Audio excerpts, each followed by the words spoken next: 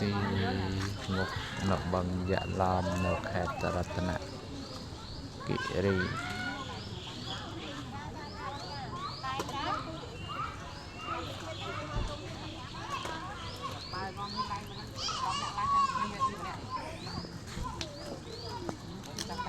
យើងខានពាក់យូរក៏ទៅជួយយើងទៅដែរនេះណាខាងនៅក្មេងនេះ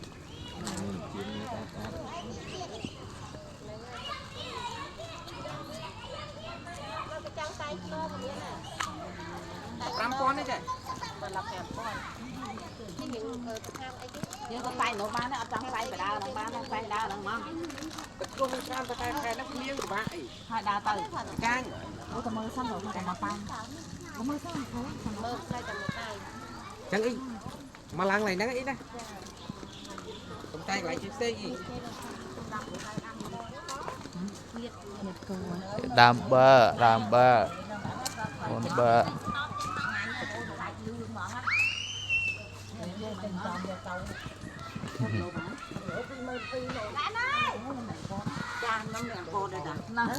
អ្នកកពតស្មូត្រេនទិញត្រេនទៅអោចានៅម្ដុំណាអ្នកកពតខ្ញុំម៉ែក្នុងពងត្រាច់ងនៅពងត្រាច់ទេគាត់នេះអីគេហ្នឹងយកគុញគេលេងមកបោះគុញយល់ចាកាច់ចាតែហ្មងហើយយកហើយយកដល់ចេញចូលបាយគាត់ខ្ញុំ5000មិនគេអែមធម្មជាតិរបស់គេហ្នឹងហ្មងអូនេះទឹកពុំមានអីមាសស្រួយទៀតចាមាសស្រួយទៀតមាសស្រួយមានអានេះមកដែតនេះមកចាក់នេះមាសស្រួយអានេះមកដែតនេះមាសស្រួយនេះបាទនេះអានេះបើសិនជាទីចិនយើងហៅបងហងសុងឃើញអាហ្នឹងយកចេះស្នែងចេះដបងចេះ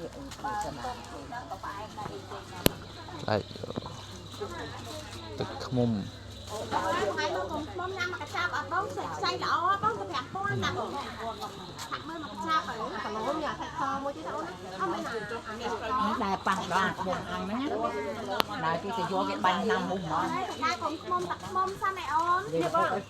គីឡូហ្នឹងនេះទឹកខ្មុំសិនអូនេះខ្មុំមេធំហ្មងទិញតែដៃឆៃthôiហើយនឹងគេលក់1គីឡូណា1គីឡូ10000មើលសិនណាអូន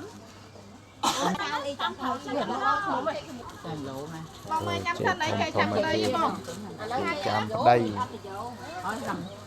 អូទឹកខ្មុំល្អជាងនឹងតូនជាងនឹងចាំប្តីគេចាំប្តីអត់មានជេរចាំប្រពន្ធទេណាចាំស្រីមានអូចាំស្រីខ្លាចបែកចាក់បងឆ្លុះចេញខ្ញុំចេញទៅដូរទៅនេះទៅដែរបើមិនញ៉ៃក៏វិញណៅធំណាស់